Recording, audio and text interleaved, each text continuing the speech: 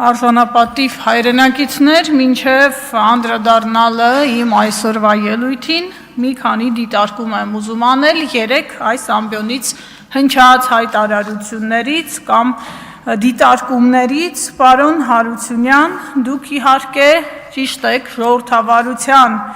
հիմնասյուներից մեկն այն է եւ ամենաառանցքային դրույթն այն է, որ իշխանության աղբյուրը ժողովուրդն է։ Այն ժողովուրդը, որը ձեր իշխանությանը 50 գումարած 1 քվե չի տվել։ Այն ժողովուրդը, որի կեսից ավելին չի ընտրել ձեր իշխանությանը։ Շուրջ 600,000 Հայաստանի հպարտ քաղաքացիներ իրենց ձայնը տվել են ընդդիմությանը, իդեպ նրանցից 60,000-ի ձայնի վրա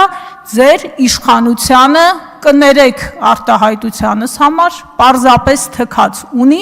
որովհետև այս խորհրդարանում բացակայում է 4-րդ ֆրակցիան Բարգավաճ Հայաստանը։ Իշխանության աղբյուրը այն ժողովուրդն է, որին ձեր իշխանության ղեկավարը անվանարկում է,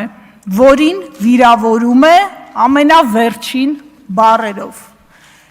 որին ձեր իշխանության ղեկավարը ասում է դու ինչի ես կենթանի, ինչի չես զոհվել, թալանչի անասուններ, տականք, ռադներդ քաշեք եւ այսպես շարունակ։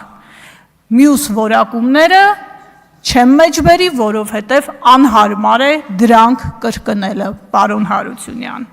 Իշխանության աղբյուրը ժողովուրդն է, որին ձեր իշխանության ղեկավարը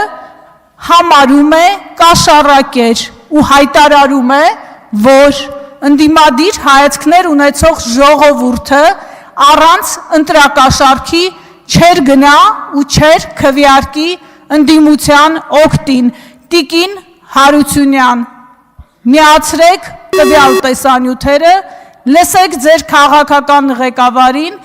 եւ այո, Հակոբյան ներողություն եւ զբաղվեք ինքնահայեցողությամբ։ Պարոն Հարությունյան, երբ ես դիրքորոշում էի հայտնում երեք, ես խոսում էի քաղաքական պատասխանատվության մասին եւ չէի խոսում իշխանության աղբյուր հանդիսացող ժողովրդի մասին։ Այդ տարական ճշմարտությունները հավատացեք, ես քաչ գիտեմ, սա իգիտություն։ Հիմա իմ հիմնական խոսքը Տիկին Մանուկյան, դուք առաջադրվել եք մի շատ կարևոր հանձնաժողովում, որը հանրային վերահսկողություն է իրականացնելու պետական միջոցների նկատմամբ եւ ընդդիմադիր հայացքներ ունեցող եւ ոչ ընդդիմադիր հայացքներ ունեցող քաղաքացիների միջոցների նկատմամբ։ Մի ահռելի բաժին այդ միջոցներից պետությունը հատկացնում է հանրային հեռուստաընկերությանը, կրկնում եմ, հանրային, ոչ թե իշխանական։ Եվ 18 թվականից ի վեր այդ միջոցները աճի միտում ունեն։ Եթե օրինակ 19 թվականին 6 միլիարդի էր հասնում հատկացումը, 25 թվականին 8.4, 26 թվականին 8.3 միլիարդ միտումը ակնհայտ է եւ բավականին խոշոր գումարի մասին է խոսքը, բայց ինչ ենք մենք արձանագրում, հանրային հեռուստաընկերությունը ձեր իշխանության օրոք վերածվել է իշխանության սպասարկու քարոզչյան մեքենայի։ Այս խորհրդարանում աշխատանքները սկսելուց ի վեր դա արձանագրվել է փաստերով։ Օգոստոսի 7-ի ՖԻՊ-ի հրապարակումը, Հ1-ի լուսաբանումը սոցիալական հարթակներում եւ փաստեր օգոստոսի 2-ից 6-ը Հ1-ի յութուբյան ալիքում ազգային ժողովի աշխատանքներից հրապարակվել է 60 տեսանյութ, դրանցից միայն 3-ն է նվիրված եղել ընդդիմությանը։ Եղել է Facebook-ում 70 տեսանյութ, որոնցից միայն 2-ն է առնչվել ընդդիմադիր պատգամավորների ելույթներին։ ՖԻՊ-ի եզրակացությունը, որ հանրային հեռարձակողը իր եթերում եւ սոցիալական ցանցերում ըստ էության անհամարժեք է լուսաբանել իշխանությանը եւ ընդդիմությանը խորհրդարանում։ Սա ուղղակի մի դրվագ է, որը ի ցույց է դնում այն, որ ՀՄԵԿ-ը դուք դարձրել եք քարոզչամեքենա։ Իդեպ 2018 թվականին Նիկոլ Փաշինյանը, երբ ընդդիմադիր էր, խոսում էր պետական հեռարձակողների կողմից ընդդիմության նկատմամբ մեջբերում եմ տեղեկատվական շրջափակման մասին։ Հիմա հարց եմ ուղղում ձեզ, նորմալ եք համարում տեղեկատվական շրջափակումը 2026 թվականին։ Դիտարկում հետընտրական գնահատական ԵԱԿ ԺՄԻԳ-ը իր զեկույցում անդրադարձել է հանրայինի լուսաբանմանը եւ արձանագրել ակնհայտ կողմնակալ լուսաբանում նախընտրական շրջանում։ Շեշտադրել է, որ հիմնականում ընդդիմադիր ուժերը ՀՄԵԿ-ի լուրերի թողարկումներում ներկայացվել են բացասական կոնտեքստում, իշխանությունը հակառակը ներկայացվել է դրական կոնտեքստում։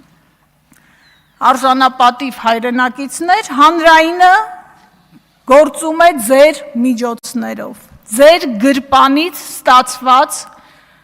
միջոցներով, ուստի պետք է ծառայի բոլորին,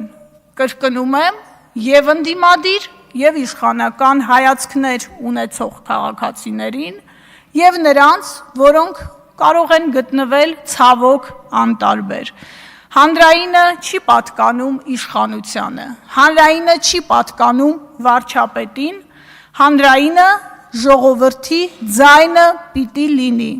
որը այսօր լսելի չէ ընդդիմադիր հանրության տեսանկյունից։ Այսօր ընդդիմադիր ուժերը պատշաճ ներկայացված չեն հանրային հեռուստաընկերության եթերում։ Տիկին Մանուկյան, ես հուսով եմ, որ երբ համապատասխան հաշվետվությունները գան հանձնաժողով, եթե դուք ստանաք այդ վստահության քվեն եւ ղեկավարեք հանձնաժողովը, հետեւողական եք լինելու, որպիսի մանրամասն քննարկվեն այդ հաշվետվությունները, որպիսի բյուջեի հատկացումները մանրամասն ուսումնասիրվի եւ իհարկե այդտեղ կարևորվի բազմակարծությունը, հավասարակշիռ մոտեցումը